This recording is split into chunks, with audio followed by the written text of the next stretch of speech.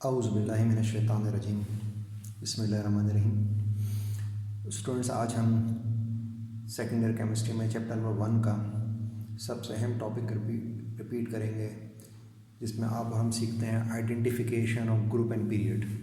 यानी आपको इसमें किसी भी एलिमेंट का एटॉमिक नंबर गिवन होता है और आप उस एटॉमिक नंबर की मदद से उसका ग्रुप और पीरियड मालूम करते हैं। सबसे पहले हम ये मामलात ए फैमिली के लिए देखेंगे, जो कि ग्रुप्स दो फैमिलीज में डिवाइड होते हैं, ए फैमिली और बी फैमिली। ए फैमिली के एलिमेंट्स की वैलेंशियल कॉन्फ़िगरेशन NS(X) और NP(Y) होती हैं। यानी ए फैमिली के कोई भी मेंबर हो, उसका लास्ट इलेक्ट्रॉन में, और आप जानते हैं या तो S ऑर्बिटल में आता है या P ऑर्बिटल में आता है, और X और Y में मौजूद इलेक्ट्रॉन होते हैं। ग्रुप का नंबर हमेशा याद रखिए X+Y होगा, और पीरियड का नंबर हमेशा N होगा। N S या P का कोफिशिएंट होगा। किसी भी एलिमेंट का ग्रुप खाली S के इलेक्ट्रॉन से निकाला जा सकता है अगर कॉन्फ़िगरेशन S पे ख़त्म हो रही हो, खाली P से नहीं निकाल सकते हैं। P के साथ लाजमी तौर पर हमें S के इलेक्ट्रॉन काउंट करने पड़ते हैं जिनका कोफिशिएंट कैसा हो, सेम हो। तो स्टूडेंट, सबसे पहले हम यहाँ पर एक एलिमेंट Z=13 लेते हैं। अब Z=13 में आप हम ये देख रहे हैं कि इसकी कॉन्फ़िगरेशन 1s2 2s2 2p6 और 3s2 3p1 है। यानी इसकी कॉन्फ़िगरेशन का जो एंड है वो 3s2 और 3p1 पे ख़त्म हो रहा है। इसका मतलब इसका वैलेंस शेल 3s और 3p है, और ग्रुप हमेशा वैलेंस शेल के इलेक्ट्रॉन होते हैं, और पीरियड हमेशा वैलेंस शेल का नंबर होता है जो कि इसका कोफिशिएंट होता है। ग्रुप क्या होते हैं? वैलेंस शेल में मौजूद इलेक्ट्रॉन होते हैं जो कि ऊपर लिखे हुए होते हैं X+Y, और पीरियड क्या होता है? इस वैलेंस शेल में जो S और P है इनका कोफिशिएंट होता है, जो 1 2 3 4 5 कुछ भी नंबर हो सकता है। तो पहली वाली एग्जांपल में Z=13 में X+Y 2+1 है, तो ग्रुप का नंबर 3 हुआ। या आप रोमन में लिखेंगे तो 3 हो गया।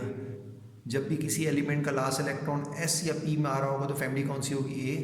तो ग्रुप का नंबर हो गया 3A। पीरियड इनका कोफिशिएंट, तो कोफिशिएंट यहाँ पे इनका क्या है?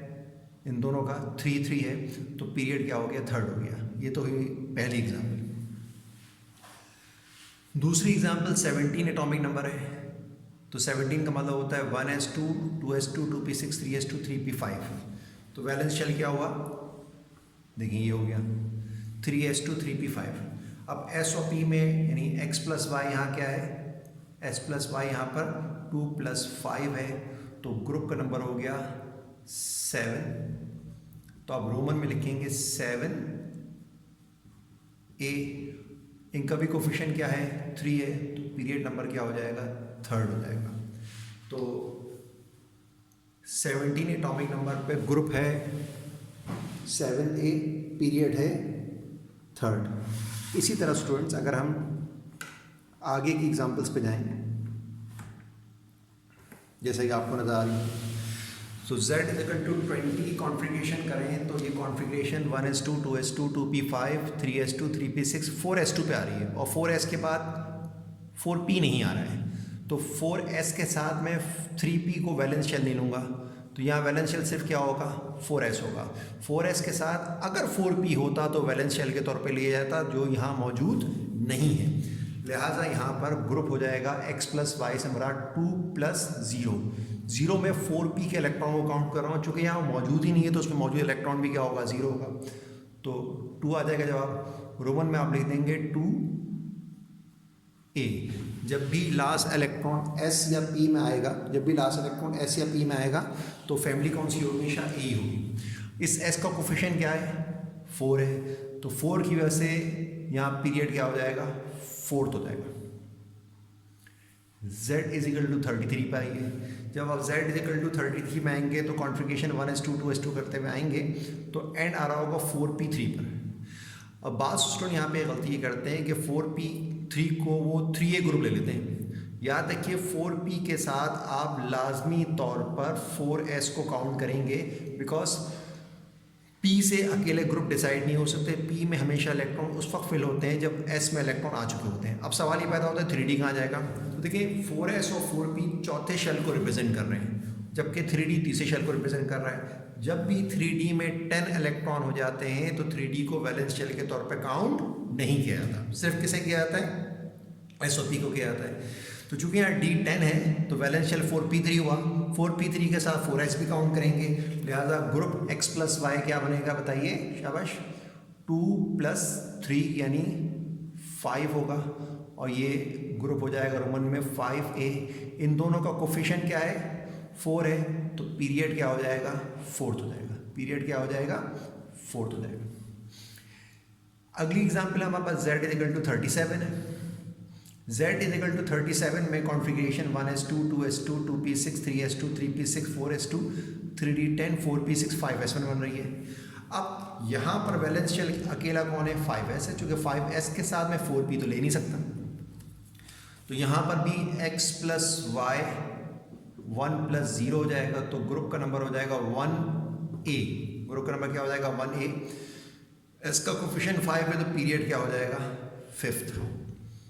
नेक्स्ट एग्जाम्पल हमारी 54 है। 54 की कॉन्फ़िगरेशन लिखते हुए आइए, तो ये दी एंड होगी कहाँ पर आके 5p6 पर। एक मरतबा फिर आप ये देख लें कि 5p6 से पहले 4d10 मौजूद है। हम और आप ये डिसाइड कर चुके हैं कि जब d10 हो जाएगा तो उसे वैलेंस शेल के तौर पे काउंट नहीं किया जाता, तो 5p के साथ मैंने क्या देखना है, 5s देखना है, ठीक है। तो 5p में कितने इलेक्ट्रॉन हैं, 6 हैं, तो और s में कितने हैं, 2 हैं, तो 2 + 6 जवाब हो गया 8, तो ये ग्रुप हो जाएगा 8a, ग्रुप हो जाएगा 8a।